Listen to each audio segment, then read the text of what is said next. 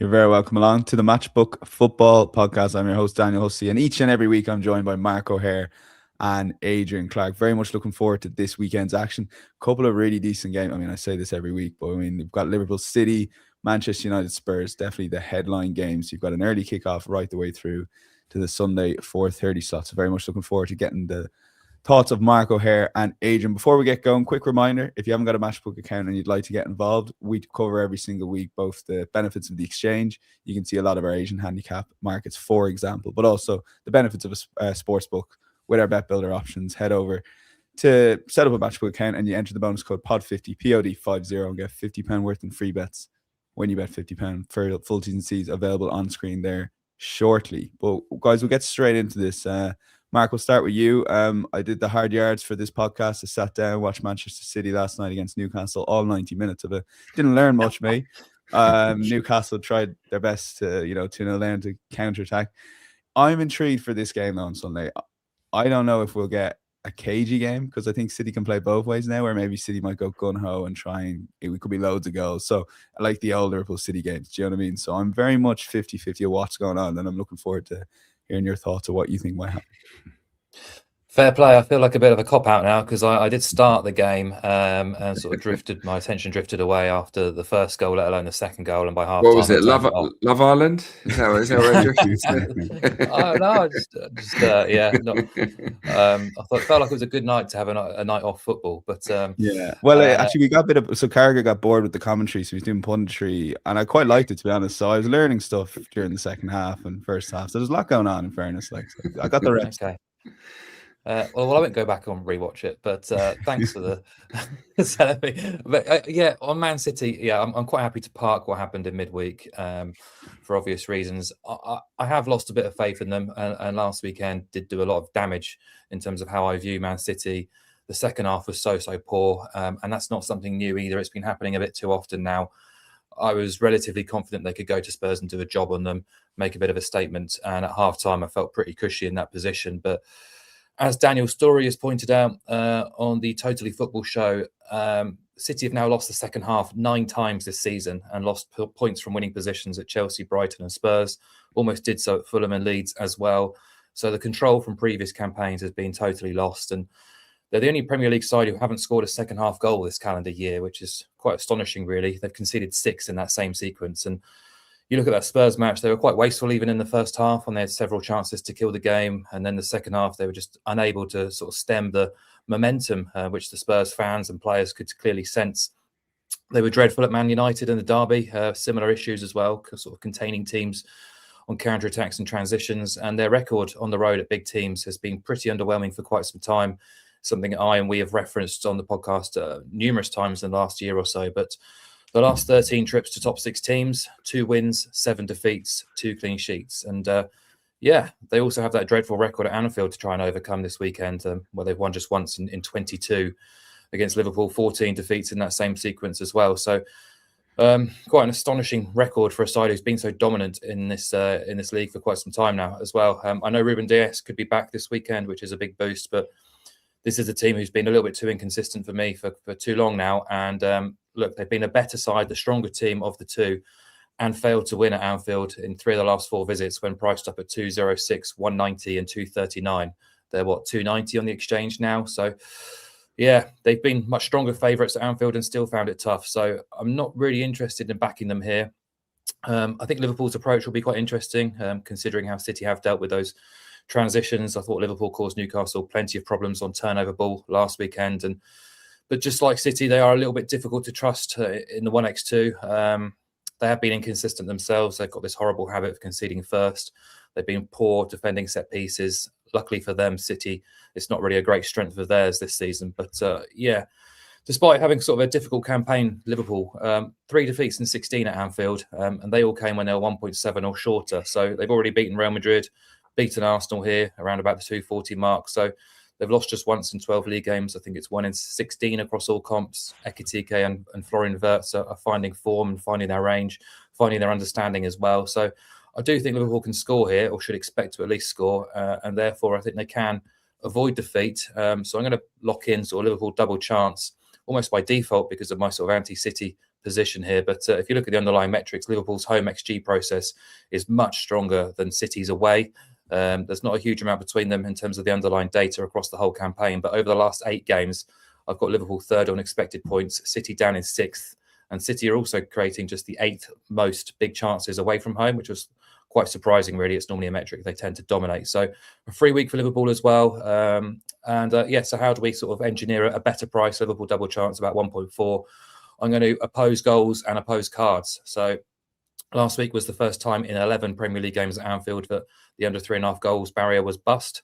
Those 11 games have averaged just 2.36 goals. And as we've talked about with Man City a few times, their matches don't escalate into shootouts often anymore. Just 3 of 24 this season have featured 5 goals or more, just once away from the Etihad. So I'll go under 4.5 goals, Liverpool double chance, and under 5.5 cards, because Craig Pawson is refereeing here, and he has the lowest cards per game ratio this season in the Premier League, just 2.21.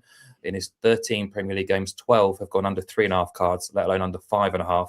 And if you look at the meetings between these two, 11 of the last 13 have featured fewer than 6 bookings. The two teams averaging 163, 171 cards per game this season. So, yeah, I would be surprised, going back to your initial sort of summarisation of the match, I'd be surprised if this game does escalate into a real big sort of shootout where there's 5 or 6 goals and a real kind of card-heavy contest, when we used to get those between Klopp and Pep when the two teams were gunning for the title. So, I'm not sure it's going to be as entertaining as that. Okay, yeah, and over to you, Adrian, on this one. Whatever way you want to go with it, if you want to go Liverpool or City to start with. So Liverpool, I think underlying stats for Florian Wirtz, I think that is a good thing for him in the sense that he was creating chances when he wasn't getting the assists and goals, and eventually, lo and behold, he's starting to score goals, starting to create chances. Then you look at City. I mean, I don't think it would be lost on Haaland. Marmoush scored 2 of the jammiest goals you'll see last night. And Haaland came on, Ramsdale pulls off these 2 wonder saves, despite the fact he was brutal the whole game. So it's a massive game for him going into Anfield too, because he's been in terrible form, and you're watching someone like Marmoush just slot in and score a couple of goals. So both these sides, there's a lot of intriguing things going into this game versus other years against these two sides. Yeah, loads going on. Yeah, look, I worked on that Liverpool game. I backed Liverpool to win an under 3.5. So that last goal against Newcastle, I was on commentary. I was absolutely fuming. So it's just the way it goes, because they haven't been a high-scoring team at Anfield this season. But look, the performance of Wirtz and Ekitike in that game was terrific. So, yeah, the rapport is good. They're both in excellent form. So they can certainly cause City problems in the match. Look, Haaland being out of form is obviously bad, but it's a boost for City that someone like Marmoush is stepping up, isn't it? And Cherky stepped up lately. So at least they're not completely a one-man team. Other players are chipping in a bit. So it's not all doom and gloom on that front. Like, I agreed with pretty much everything Mark said, really. I've gone down a similar route myself. In terms of Liverpool's record at home to City, it's outstanding, as Mark said, lost 1 in 22. You can go back, right? This is an amazing stat. City won 3-0, didn't they, earlier on this season at the Etihad. They're looking to complete their first league double over Liverpool since 1936-37, which is just astonishing. And that was the last time they won consecutive league games against Liverpool. I find that staggering. Obviously, Liverpool have had a longer, richer history, a more pedigree than Manchester City, but that is remarkable, really. So the Liverpool double chance, if you're looking at history, forget form, you're looking at history, Liverpool double chance looks good. Then you look at form, and yeah, I think Mark's right. You can't trust City away. They've been conceding too many goals. That was really poor against Spurs. So yeah, it's difficult. I like Liverpool double chance for reasons outlined. I'm going to go one step further than Mark and go under 3.5 goals just to get a good price here, which is 2.25. The reason I'm happy to do that is that despite that Newcastle game, 10 of 12 home games at Anfield this season have gone under 3.5 goals. So that's still a strong sample. Arne Slot's tactics this season in big games, the Arsenal games in particular, have been very pragmatic. He is not looking to go gung-ho like Klopp did back in the day. It's quite the opposite, in fact. And City, against the top 8 this season, home and away, 9 matches, all of them have gone under 3.5 goals. They've not been involved in a single high-scoring game against the genuine big boys or the top boys in the division this season, Manchester City. So look, I get the 0-0, the 1-0, the 1-0, the 2-0, the 3-0, the 2-1, and the 3-1 onside. Not the 3-1. I don't get the 3-1, do I? But anyway, it's I get the 2-1. So Liverpool double chance and under 3.5 goals, 2.25. Yeah, I don't see Liverpool losing. I don't see it being a high-scoring game. So that's the reason I've gone for that. Okay, we'll lock in that for Adrian. And this is a podcast money back special. So sort of combining the two to engineer a price of 2.8. So we're actually going to go Liverpool double chance under 3.5 goals, as Adrian said, and 1 off the cards for Mark. So under 4.5 cards, you can get 2.8 if you want to support the guys. It's a £10 money back special. You get your money back as a free bet if the bet loses, and have something fun to cheer on in a game that is ultimately tough to call in the prime slot. Liverpool versus Manchester City. Friday night, Mark, we'll stick with you. Leeds versus Nottingham Forest. I mean, had West Ham hung on against Stamford Bridge, both these sides are 3 points above the relegation zone. Instead, 6-pointer Friday night, they can go 9 points clear. Will that make the game, instead of like a cagey 6-pointer, both teams will go for it? Or is there just so much on the line that they might just draw back a bit and be cagey enough? I'd probably edge towards the latter, although I think you have to sort of look at who's in charge of both teams. I think Sean Dyche will probably be pragmatism over sort of being proactive, but Daniel Farker will sort of probably realise at home under the lights on a Friday night is probably a good position for Leeds to be in. So they might be, they will be the sort of aggressors, I'd suggest. Yeah, big game this, level on 26 points, 6 clear of West Ham, but West Ham face Burnley on Saturday as well. So this game taking place beforehand. I think there is a decent degree of pressure on both teams because of that and because of their league position. Probably more so Leeds, actually, who will want to bounce back after that Arsenal drubbing. Got them completely wrong last week on the podcast, and they were thoroughly and well beaten. It was only their second defeat in 11, but 6 of those games have been draws in that sample. So 7 points from the last 7 games. Their performances often have promised a lot, but they haven't gotten over the line often enough, really, and they're getting dragged back into trouble. But yeah, their performance against Arsenal improved in the second half, but they still were unable to sort of lay a glove on the Gunners, despite switching back to a 4-man defence. Their squad should be stronger for Friday. Daniel James, Lucas Nemecha, James Justin, Jacobiol, all back in training. Whether they'll all be fit and available for the match, we'll have to wait and see. But that's a bit of a boost. Forest likely to give Ortega a debut in goal, with Celts possibly out. Nico Williams is banned, so that's a blow for Forest. Williams has been very consistent for them, and their sort of best sort of defensive setup with the 4 and the keeper. They only basically had 2 games with them, and now they're being disrupted again. So you look at those 4 recent unbeaten games for Forest, they only conceded twice in that same sample. Fully deserving of their point against Palace last week, despite playing with 10 men for the majority of the match. Just 26% possession in the second half, yet they had more shots, more touches in the box, and a higher XG than Palace in that second half. And you look at Forest now since the start of November in the Premier League, 6 wins, 3 draws, 6 defeats. That includes 4 wins from 7 on their travels. And they've had a rare midweek off now as well without European commitments. So I think they're a dangerous underdog here in a match I do probably expect to be relatively tight, just because Dyche is involved. It's a bit of a 6-pointer. Forest are away. I'd be surprised if this escalates. And I do think the draw is a bit of a runner here because of Forest's involvement. But what I'm going to do is I'm going to oppose goals and support cards, because that's typically what happens in our 6-pointers. We've got under 4.5 goals partnered with over 3.5 cards. It pays 183.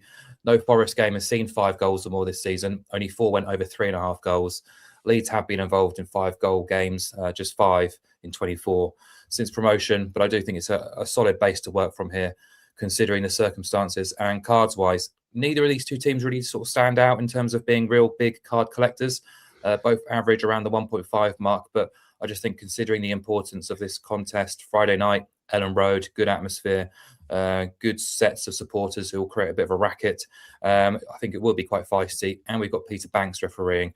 He's averaging 431 cards per game in 16 league games, 9 of which hit 4 or more, 7 of which hit 5 or more. So, I think there's a decent cocktail there to suggest we will get 4 or more cards, and then you're just partnering it with under 4.5 goals and getting a reasonable price at 183. Okay, yeah. Does Sean Dyche managing one of these teams put you off goals, Adrian? Not massively, but yeah, I'm hearing Mark there, and he is naturally pragmatic. But I view this game. Maybe it's easy for me to do it because I'm not I'm not a manager of either of these two teams. But what an opportunity it is to win the game and to not put yourself out of danger, but give yourself a nice little sort of advantage over the other. And like you say, with West Ham playing Burnley, potentially going to win that game, then the value of the win for me goes up. I don't think a draw really suits either team. So I'm maybe more optimistic that both teams will go for it. I think Leeds would definitely go for it. And that should hopefully make it an entertaining game. Forest will be maybe better on the counter anyway. I liked Leeds' attitude after half-time. I liked Daniel Farke's attitude. Yes, his team were outplayed, but at least he didn't just accept his fate. At 2-0 down, he took off a defender, got rid of the back five, went to a back four, put a couple of attackers on, and for 15 minutes, they gave it a go. Didn't score, but they tried to. And a lot of teams haven't done that against Arsenal. So I like that mindset. And I think in this game, they will go with a positive mindset, and that might open up avenues for Forest to go and score. So I like both teams to score here. I think it's a nice price at 1.92. Both teams to score has landed in 8 of 12 Premier League matches at Elland Road this season, which is a good strike rate. Leeds haven't been watertight at all. They've actually conceded in 9 of their last 10 at Elland Road, even though they've got this good record. Clean sheets, just the 1 in 10. They've also scored in 9 of those 10 games. So I would expect Leeds to score and concede here. Forest have been in good nick, haven't they, away from home? They've won their last 2 on the road, which is superb. Unbeaten in 4 Premier League games, including the Arsenal match. And I've got to say, because I've seen, sort of the Leeds game and the Forest game in quite close proximity in terms of Arsenal playing them. Forest did look stronger. They looked a better side to me. So I give them a chance here, absolutely. Leeds do have a good record against Forest, but I'm going to just take out the sort of scoreline here and just say that both teams will get on the score sheet. And I think at the price, it's decent value.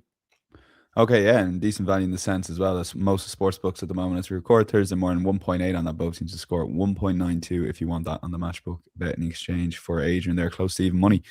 And we'll stick with Adrian for Manchester United versus Spurs. Adrian, it's hard for, I know a lot of United fans and they are getting very, very, very giddy about this Michael Carrick thing. And the big questions going into the Fulham game was, can they beat Fulham now? Obviously, they didn't do the 2-0 boring win that everyone was looking for. They were on course to doing that. No, but something about a 90th minute winner is obviously bonus territory. Heading into this Spurs game, you would expect Adrian Clarke to be leaning towards Manchester United, but you're going the other way ultimately. Well, I just think, let's not get too carried away by the United hype train. That's kind of where I'm at here. Okay. Yes, they are improving, and I really liked their. Well, I didn't like it because they beat Arsenal, but I admired their performance at Arsenal. Their performance against City was magnificent. Against Fulham, not great, if I'm honest. I think they were okay. Obviously, relied on a very, very late goal to win the match. I just give Spurs a squeak here of certainly making it competitive. I think the odds are a little bit too short on Manchester United, too long on Tottenham Hotspur.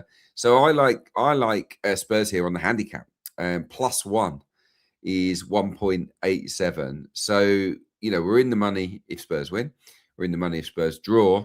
And we get our money back if United win by a goal. And United have won by more than 1 goal in 2 of their last 15 games. So it's not something they do that often. And I don't think you can say that that United are watertight. Obviously, they're let into against Arsenal, let into against Fulham, and you can go back quite a way.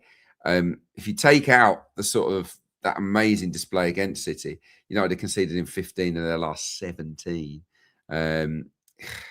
And obviously, if they let in a goal here against Tottenham, they're in trouble in terms of this bet. So, and this bet loses in Yeah, I'm not going to say that stat. I'm not sure. I'm not sure. I'm not sure what I've written down there. But look, I just think that Spurs can go there and be competitive. Obviously, they'll be lifted massively by what happened against Manchester City. I think that was a stirring second half fight back, wasn't it? I did think that they were absolutely woeful in the first half, but a lot of that I think was to do with the weirdness of the atmosphere and the game, and no one really knew what they wanted.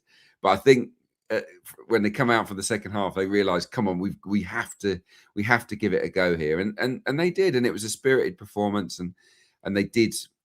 You know, Solanke back has helped them. I think Gallagher definitely helps them in midfield as well. So, yeah, and Tottenham have been better on the road, haven't they? In all season, really. And they've scored in 10 of their 12 away games as well, Tottenham Hotspur. Only Arsenal and Villa have actually got more points on the road than Tottenham, which is amazing. They've only lost 3 of 12 away. So, you know, we just need them not to lose in this game, and we definitely get a full stakes win. So, yeah, I can admire what Manchester United are doing. I think Carrick's done a terrific job, but they're absolutely not the finished article United. And sooner or later, they will trip up. And maybe it might be here. Spurs don't have a terrible record, I don't think, recently at Old Trafford. Certainly they like going to Manchester City, don't they? So, yeah, Spurs +1, 1.87, very backable for me. Okay, that's on the Asian handicap, of course. And yeah, Mark, we saw that film a little bit, the City game a few weeks ago, the Villa Cup game. It felt like it was the best I've seen Spurs play at that time, that second half performance, and it was the exact same against Manchester City. But can't get away from the fact it was very un-Thomas Frank like in terms of the lack of control and the pressing, and even the goal the Spurs scored, the scorpion kicks with Conor Gallagher running. Is there something to take though from that second half against Manchester City, and obviously a few weeks ago against Villa in the Cup? Yeah. I mean, you have to try and take any sort of positives you can, really. But as Adrian said, they were so bad in that first half, and the crowd were, you know, non-existent. Really, they knew what was coming, and they got what they expected really in that first half. So the second half, I think they were aided by City's complacency, but also, yeah, they did have a good go. Considering the players they were missing as well, commendable really to come out of that game with a result and with a bit of positivity too. I should say I really like Adrian's selection too, and it's actually drifted to 194 because the market has been moving towards Manchester United. When I did my prep on Wednesday, United were 171 to win this game. They're now 164. So the market is moving in their direction, but I just wonder whether those 3 wins under Carrick have all been completely convincing, and do they warrant this move towards United? We saw it last week, and it's been even further this week. They are unbeaten in 7 Premier League games, which is their best run since 2022. And yeah, the Man City performance was immaculate. The Arsenal win was slightly fortuitous, I'd say, with 2 long-range goals and an Arsenal mistake. But yeah, against Fulham, there were times when they were great, but they're also very chaotic and lost a lot of control in that second half. Much more fluid in forward positions, offering a lot more threat. But I also think tactically, whether this match might suit Spurs more than United, because United are getting their best results or more consistent results when they're having less possession of the ball. But Thomas Frank is very much an underdog type of head coach. And I don't think Spurs are going to go here and dominate possession, dominate the territory and tempo of the match. And even if you look at that match against Man City last week, the 2 goals they conceded came from errors playing out from the back when City pressed them high. And Spurs actually lead the league for goals conceded from errors when pressed high. But so far under Carrick, you've seen a United team who are quite happy to retreat into more of a sort of compact shape in their own half, as opposed to pressing high and chasing possession in the opposition's half. So perhaps there's a few tactical wrinkles here which might actually suit Spurs, who might be winless in 6 league games, but 4 of those have been drawn, and 5 of their 7 wins have come away from home. So yeah, they were atrocious in that first half, but they upped the tempo, showed commitment, and were much more assertive in the second half. Van der Ven will be back. Jed Spence will be back. Christian Romero, who had to go off with illness, will be available, although his head seems to be turned ahead of a sort of summer move as well. So, yeah, I think there's enough there for me to sort of leave the teams alone. If I had to, I would back Spurs with a +1 start. For me, I just want to focus on goals, because I do think this could be quite fun based on what we've seen from United, not just under Carrick, but across the campaign. Back-to-back 3-2 games. 18 BTTS winners in 24 league games this season. That's 75%. They still have only recorded 3 clean sheets. Only Wolves and West Ham have a worse record for clean sheets. And for all Spurs' issues, they have scored in 20 of 24 league games. So only Chelsea, Arsenal and Man United have a better hit rate for getting on the score sheet. So I like the look of both teams to score as a foundation to a bet builder here. And I'm just going to partner it with both teams to be booked. Gets your 1.83 shot. Both teams have been booked in 11 of 12 at Old Trafford and 9 of Spurs' 12 away days. This fixture, both teams have been booked in 12 of the last 13 head-to-head. The reason we're getting a nice price is because Michael Oliver is the referee, which isn't the best appointment if you look across the campaign so far, but he has booked both teams in 11 of his last 16, and he has also delivered at least 3 cards for each team in 2 of his last 4, including 6 when Wolves played Bournemouth last week. So shows he is capable of providing the punishment we require if he's tested. And I think he will be tested here because I think both teams will fancy their chances. And a big nod towards Adrian's selection too. But I'm going to back goals, both teams to score, both teams to be carded at 183. Okay, yeah, we'll lock both those selections in and move on to Brighton Palace. We always cover this quote-unquote derby, it seems, every season. Adrian, for you, look, mate, I caught up with the Palace Forest game by watching the 3-minute highlights from Sky Sports, and first of all, it was like 2 minutes 40, and there was one highlight in the second half, and it was a ball blazed over the bar. I almost felt like they had to put something in there to show it wasn't a bad edit. And looking at what happened, it just seemed that Palace settled for a point against 10 men. Would that be about right? Yeah, I think so. Yeah, he summed it up just about perfectly. They're just not in a good place, are they, at the moment? No. Crystal Palace. Obviously, they've spent a bit of money on Strand Larsen, but you got the Mateta fiasco, the fallout from that. What's going to happen? I wonder. It's good that they've got Ismaila Sarr back. I think that's a boost for them. But they haven't really replaced Gay here, have they? I'm not convinced by any of the guys that have come in of late to try and fill that gap, which I think is a big old hole to leave. And look, they've spiraled, haven't they, Crystal Palace? It has been a really, really bad run for them. They last won on the 7th of December, winless in 9, not scored more than 1 goal in a game during that run, either, Crystal Palace. They've actually, since the end of November, which is a long time ago now, they've scored 8 goals. You know, he's played a lot of matches and they've scored 8 goals in the Premier League. Not good times at all for Crystal Palace. So yeah, I kind of make Brighton favourites here, and the odds have Brighton as favourites, but not overwhelmingly. You can really get on board and back Brighton at a decent price, in my opinion. They have lost just once at home all season at the Amex, the Seagulls. So this is a classic tough place to go. A lot of draws in there, it's got to be said. And they haven't been winning many games of late, but they almost always score at home. They've scored in 6 of their last 7 home games during this run, and only won 1 of those games. So it's been a really frustrating time for Brighton. They're getting the goals, but they're letting the odd one in. But against Palace, not a free scoring Palace, if they get 2 goals in this game, I think Brighton absolutely win the game. I want to pair Brighton win with under 4.5 goals. It's that derby, or so-called derby, rivalry, I think is probably a better term for this particular fixture. It lends itself to low-scoring affairs naturally.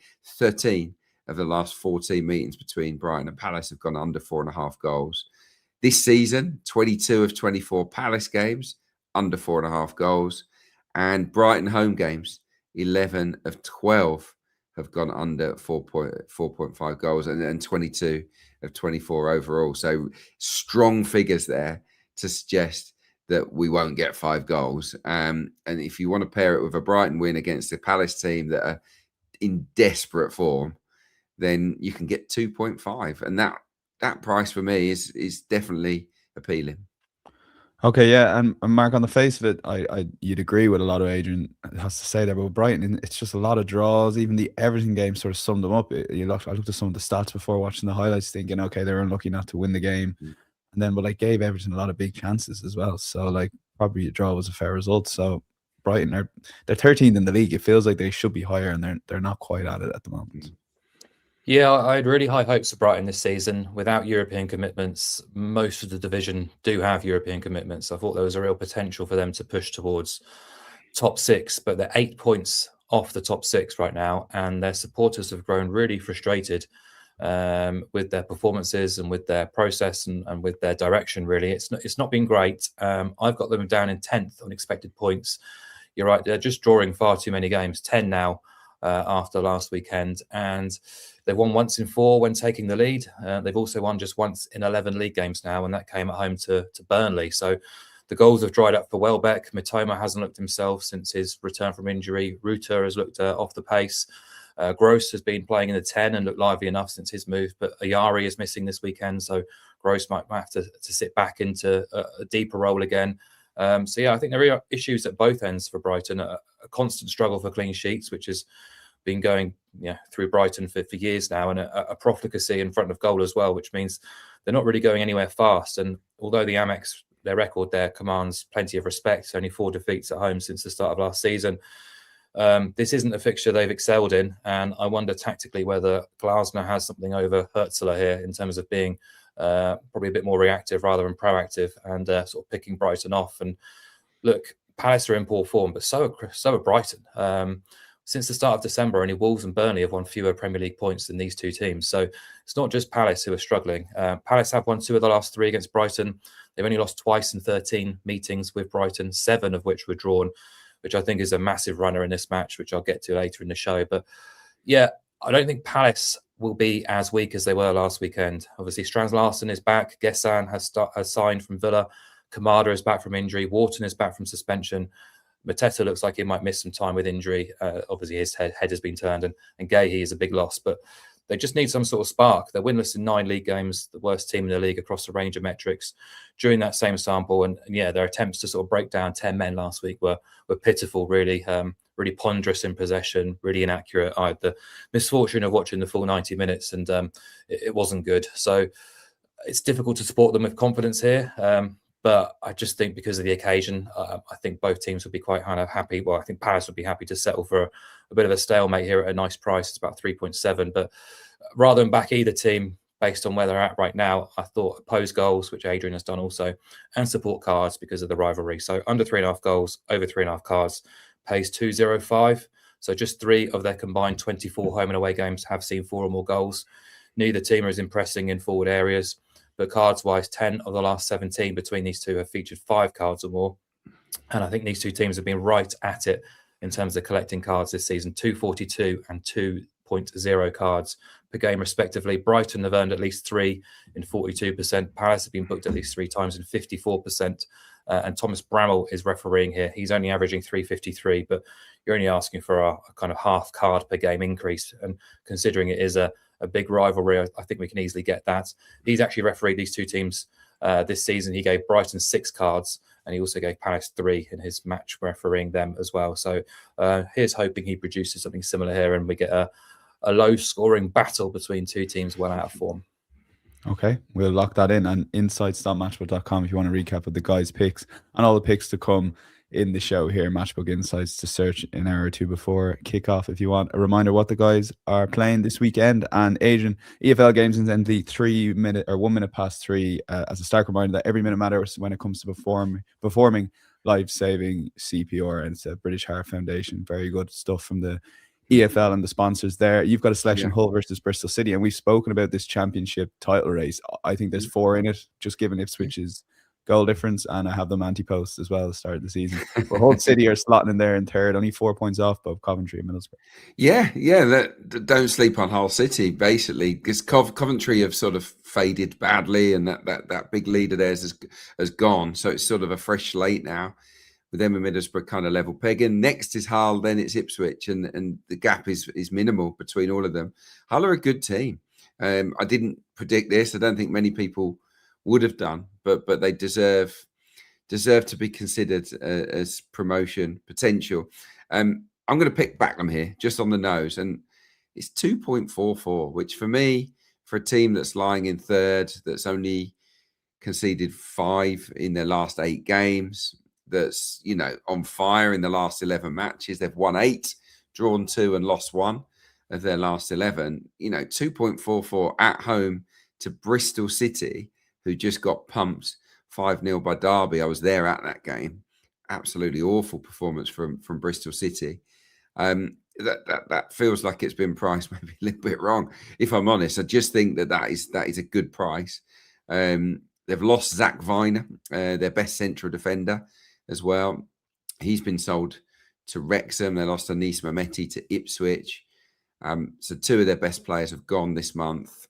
The incoming's not great. So morale is very low at Bristol City. That was the impression I got when I was there the other night, especially.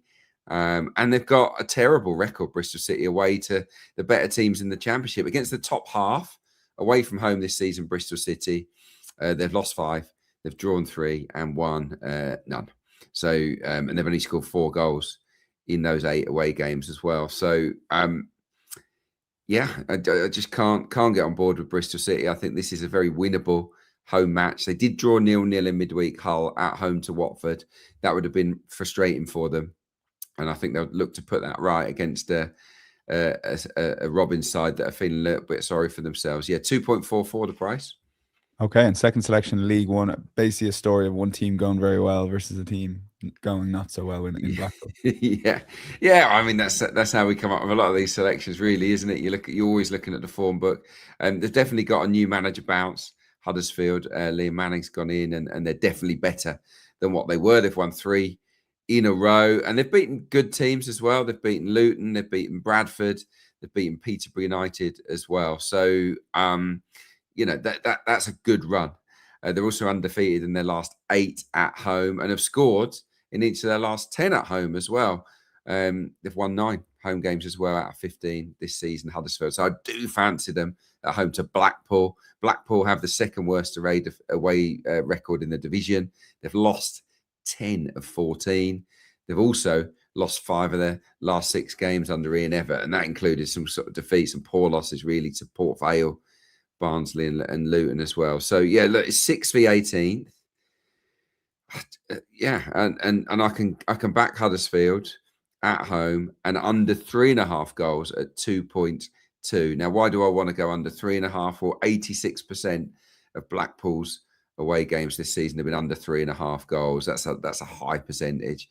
They're quite well organised. They just don't score very often. They're involved in a lot of tight games, and they often get beat in these tight games on the road. Huddersfield home games, 2/3 of them go under 3.5 goals as well, which is a decent enough figure. So yeah, just to get the better price here, because Huddersfield are relatively short, as you might expect. If you go Huddersfield and under 3.5 goals, you get a very backable 2.2. Okay, we'll lock that in and stick with League One for you, Mark. And Stockport, I've got themselves back into a bit of form there. They're pushing up the league. They're looking at those potential automatic promotion spots, and you fancy them big time this weekend. Yeah, they are starting to flex their muscles a little bit in League One in that promotion race. 4 wins from 5 unbeaten games since early January, including home wins over Huddersfield, Rotherham and Plymouth. I'm going to back them to extend that streak by beating Leyton Orient at the weekend. I've just seen they've drifted out to 169 on the Matchbook Exchange. So you can actually back them with a -3/4 handicap at 187, which is really quite appealing. But the play I've sort of projected here is Stockport to win and Stockport to win 3 corners or more at 1.8. Stockport are 10-3-1 in terms of wins, draws and losses when facing bottom half teams this season. 6 wins from 7 unbeaten at home to bottom half teams. They've actually won 24 of the last 38 at home going back to the start of last season. I've got them 5th on expected points, generating the 4th most big chances at home. Dave Challoner has been setting some really big targets for his team in the past couple of weeks. He's made a few signings too to strengthen them. It just feels like they're about to come on quite strong in this promotion push. I haven't given up hope yet, but they're not going to win the league. I've still got that sort of ticket alive, hoping that they might be able to claw Cardiff back in. But this, in theory, should be an opportunity to get 3 more points, because Orient are in trouble. Leyton Orient, 1 point above the drop zone, 7 defeats in 10, 11 losses in 14 away days. They've lost all 9 trips to teams in 14th and above. Only kept 3 clean sheets since August. It's really not a great picture for them right now. I've got them 18th on expected points. They've allowed the third most big chances on their travels as well. And this looks a really tall order for them too. So, Stockport to win, and we can make them backable by including those 3 corners or more. They've hit that target in 14 of 15 at home. They've actually won 4 corners or more in 13 of those fixtures as well. So they will tend to put pressure on their opposition and squeeze them pretty tightly, and I expect them to get the job done. So that combination pays 4 to 5, 1.8. Okay, and second selection, 8 o'clock Saturday night La Liga action. Yeah, Real Sociedad versus Elche. Real Sociedad are enjoying a remarkable sort of resurgence, really, since Pellegrino Matarazzo came in over the Christmas period. There were fears that they could sort of be dragged into a bit of a relegation battle, but they are looking up towards the European qualification places at the minute, because in La Liga, 5 games unbeaten, 3 wins, including turning over Barcelona, albeit they were totally dominated in that game, and 2 draws. And it's been a really tough schedule too. So they led at Athletic Club in the derby last week up until the last minute when they had a red card later on as well. Beat Barcelona, a strong Celta side, away at Getafe and at home to Atletico Madrid as well. And even in the Copa del Rey, they've been away to Osasuna and Alaves in midweek and picked up results as well. So no mean feat there either. And they've been quite fun to follow all season, but very much so under Matarazzo, packing a real punch in forward areas, but just unable to keep the back door shut. So they're playing an Elche side who have come up newly promoted, but they've settled pretty well. Results recently have gone a little bit awry. They're getting dragged back into what is a fascinating relegation battle in La Liga, but as well, they pack plenty of punch themselves. So both of these 2 teams have scored in 19 of their 22 La Liga matches this season. Only the big 3 and Betis have a better hit rate for scoring, but Elche have only kept 5 clean sheets. La Real have only managed 4. So yeah, I think these 2 teams are the leaders for both teams to score winners in La Liga this season. 18 of 22 for La Real, 15 of 22 for Elche, and we can back a repeat at 191, which is a fantastic price. This bet has actually won in 16 of Real Sociedad's last 17 matches, going back to October's international break. It's also won in 11 of the last 13 at home. Elche's last 6 have seen BTTS, 9 of their 12 away have also seen both teams score.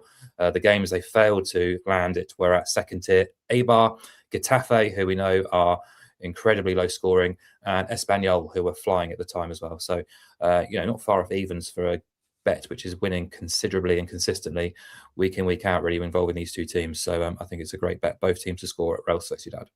Okay, we'll be cheering on goals La Liga Saturday night. On to our long shot section, and Adrian, the change of manager of getting rid of Ryan Mason hasn't quite worked yet at West Brom, and you're expecting that to continue this weekend. Oh, disastrous start really for Eric Ramsey. Opposite of the new manager bounce. I got to be honest, I'm not impressed with what he's done, because he went immediately to a back 5. He did a Ruben Amorim. This is the way I play, and I just don't think West Brom have really got the personnel, or they certainly didn't have the personnel prior to the close of the transfer window to play that. And he's played players in different positions, and it's been horrible. They got battered by Norwich. They got beaten heavily by Portsmouth last time out. Just dreadful performances. They've got 1 point in their last 6 games. They entertained Stoke in this game, sort of a derby, not too far away. Definitely sort of rivals at championship level. Stoke aren't in amazing form, but away from home, they're decent. In 2026 alone, they've won 1-0 at Hull. We've already talked about Hull. They've won 2-0 at Norwich. Norwich are in good nick as well.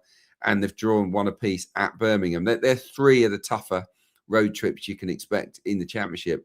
And they've come out with 7 points, Stoke City. So yeah, it kind of suits them to go on the road, and they'll look at this and say this is absolutely a winnable fixture. West Brom fans are not in a good place.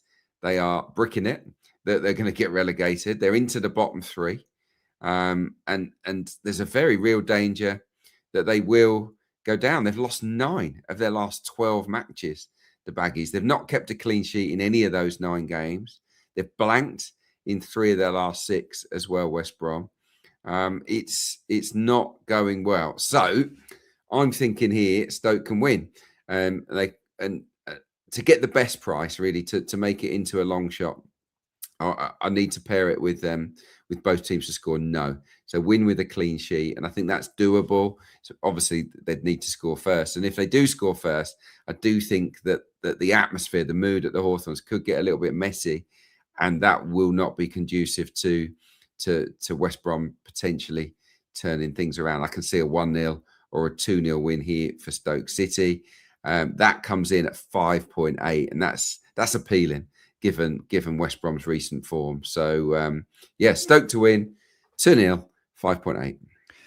All right, don't say it. Wilfred Nancy 2.0 potentially. We will see, especially if Stoke get that first goal, Mark, mate. Brighton Palace 1-1.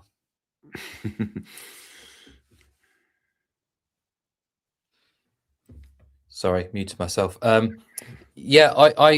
resisted the urge to put the draw up in the main preview of the match because I wanted to use it as my long shot. Obviously, we're not going to put a draw price up for a long shot because it's a little bit too short. But as I say, we've got two teams bang out of form, both struggling for wins, struggling for goals and consistency. In the final third, playing out in a bit of a heated atmosphere too. Palace obviously battling to avoid relegation. It all feels quite drawy to me, and the fixture has been drawn in 7 of the last 13 meetings. Brighton are the draw specialists in the Premier League this season, 10 from 24. But to bring us closer to sort of long shot territory, I'm just going to back the correct score of 1-1, which is 7.8 now on the Matchbook Exchange.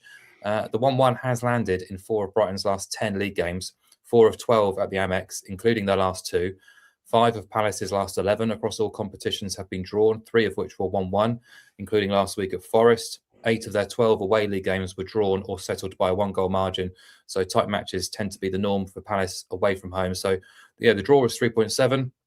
We're basically doubling the price to take the 1-1 correct score, which felt worth the gamble. I did want to put the draw up, but in this match, so this felt like the logical solution to that. So I back the 1-1 correct score, Brighton Palace on Sunday afternoon, 7.8. Okay, 7.8, 1-1 there. Lock in that in the long shot section. And best bet, Adrian, Harrogate versus Cambridge. There is 35 points between these two sides at less than 30 games into the season. So it would make sense to go with the team 35 points clear. Well, yeah, top and bottom of the form table, really. Obviously Harrogate are at home, which you might ordinarily think, well, that gives them a better chance against informed Cambridge, who are just on fire. They've won their last 6 matches. They're undefeated in 14, Cambridge, under Neil Harris, Mark Bonner's the director of football. So good combination at Cambridge United and a really good team. They've scored as well in their last 12 games. Cambridge absolutely flying. So you think, well, they go to Harrogate, bottom of the table, yes, but it's an away game, so that's a bit tricky. Well, Harrogate, I mean, there can't be very many teams in very many leagues across the world that have a home record like Harrogate's this season. They've lost 10 in a row at home. Incredible, really. In 9 of those 10 home losses, it's also been under 3.5 goals. So there's been a lot of games there where they've lost 1-0 or 2-0 or 2-1, and it's just not happening for them. I mean, can you imagine how low the supporters must be feeling up at Harrogate at the moment?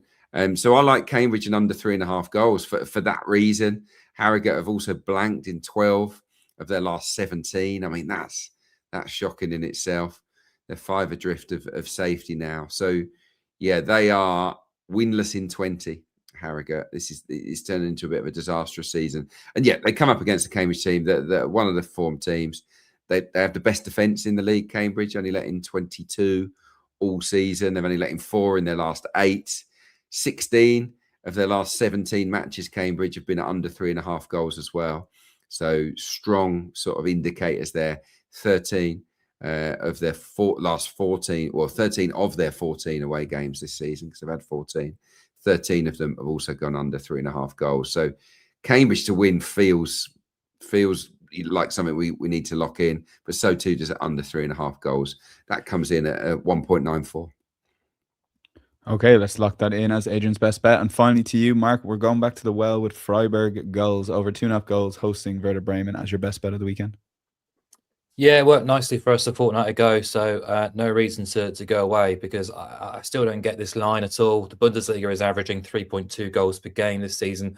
63% of matches have gone over 2.5 goals. And if we turn that hit rate into implied odds, you get 1.57 for a sort of blanket game across the Bundesliga season. Yet we're getting 185 for Freiburg's fixture with Werder Bremen. Doesn't make a huge amount of sense when you look into the sort of raw data and the underlying metrics, because Freiburg have scored in 15 of 20 home, 25 of 20 league games this season, including all 9 at home. But go back to the start of last season, they played 26 times at home in the Bundesliga, scored in 23 of those, averaging 1.92 goals.